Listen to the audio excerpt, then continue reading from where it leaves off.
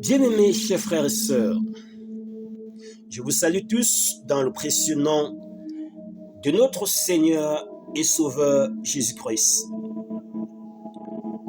Bien sûr, nous continuons à parler de la sorcellerie dans l'Église du Seigneur. Le sujet qui nous intéresse en particulier ce matin est le mystère de la femme. Avant que nous puissions aller plus profondément dans cette étude, nous voulons répondre à certaines questions spécifiques. Est-ce que les femmes peuvent être servantes du Seigneur? La réponse claire, c'est oui. Est-ce que les femmes peuvent rendre ministère à l'Église? La réponse claire, c'est oui.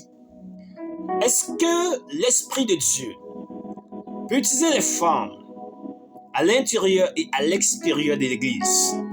La réponse claire, c'est encore oui.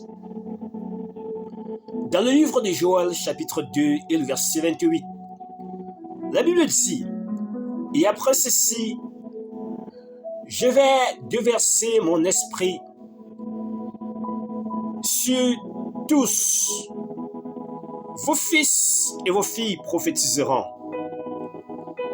Vos vieillards auront des songes et les jeunes gens auront des visions. » Dans le livre des Actes, chapitre 1 et le verset 8, la Bible dit, « Vous recevrez une puissance, le Saint-Esprit venant sur vous, et vous serez mes témoins à Jérusalem, dans toute la Judée et la Samarie, et jusqu'aux extrémités de la terre. » Je voudrais que ceci soit très clair pour chacun d'entre nous. Toute personne qui est remplie par l'Esprit de Dieu peut être utilisée par Dieu.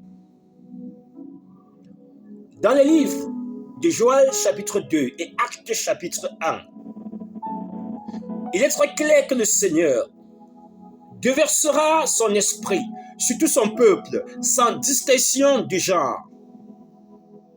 Le Seigneur déversera son esprit à la fois sur les jeunes hommes et les jeunes femmes, sur les hommes et les femmes, sans distinction de sexe. Toutefois, il y a des restrictions que le Seigneur a mises dans sa parole concernant le ministère des femmes. Comme nous l'avons vu dans les livres de Matthieu chapitre 18, 28, Matthieu 28, verset 18 à 20, ou Actes 1, verset 8. Il est très clair que l'Esprit de Dieu peut remplir tout le monde et exercer le ministère, en particulier de la prédication de l'Évangile, au travers de cette personne.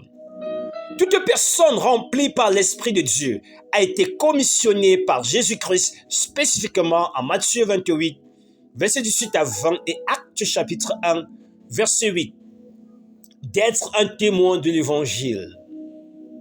Toutefois, lorsque nous rentrons dans l'Église, il y a des limites spécifiques à la parole de Dieu, à donner au ministère de la femme. Selon Joël 2, le verset 28, la Bible dit que les fils et les filles vont prophétiser. Ceci veut dire que la femme peut exercer le ministère de prophétie, de prophétesse, à l'intérieur de l'Église. Et dans le livre de 1 Corinthiens, chapitre 11, les versets 2 à 5, il est écrit en particulier au verset 2, « Mais lorsque la femme prie ou prophétise, qu'elle couvre sa tête, parce que si elle ne le fait pas, elle déshonore son chef. » Ceci suggère que la femme peut prier ou prophétiser à l'intérieur de l'Église. Toujours dans l'Église de Dieu, la Bible nous révèle dans le livre de Tite, chapitre 2, versets 4 à 5, que la femme peut aussi enseigner. La Bible dit que les femmes, celles qui sont les plus âgées, selon Tite, chapitre 2, versets 4 à 5, qu'elles enseignent les jeunes femmes à aimer leurs maris et leurs enfants et à vivre sagement et en toute pureté, à travailler dans leur maison, à faire la nourriture et à être soumises à leur mari. La Bible dit qu'en faisant ceci, elles n'amèneront pas la honte à la parole de Dieu.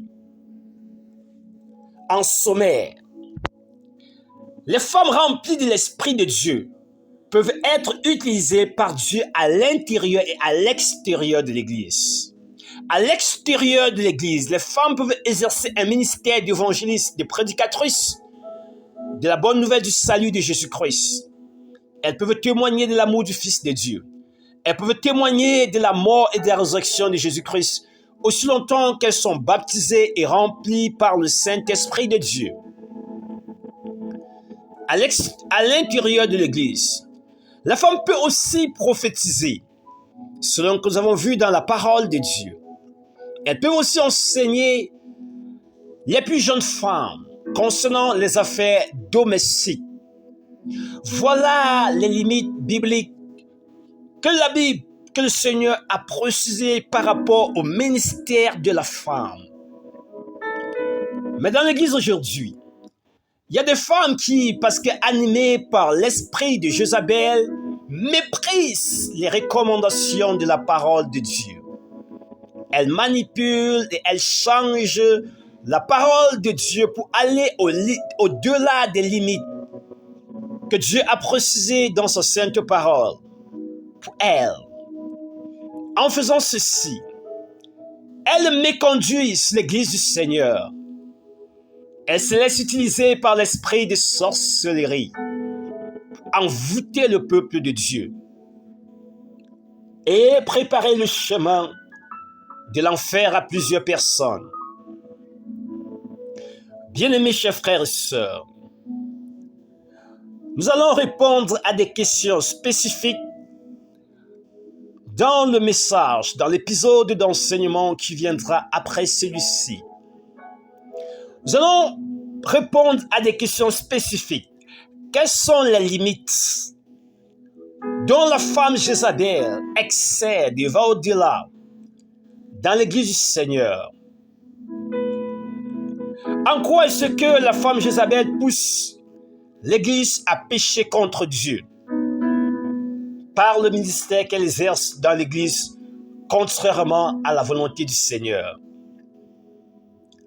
Bien-aimés chers frères et sœurs, restez connectés à nos différents canaux, que ce soit YouTube, que ce soit Facebook ou WhatsApp, afin de pouvoir recevoir la plénitude de cet enseignement et de la sagesse que vous avez besoin pour être libre. Rappelons-nous, le Seigneur nous a dit dans le livre de Jean chapitre 8 et le verset 32, « Tu connaîtras la vérité et la vérité te rendra libre. » Que le Seigneur te bénisse et qu'il bénisse ton entendement au nom de Jésus-Christ. Amen.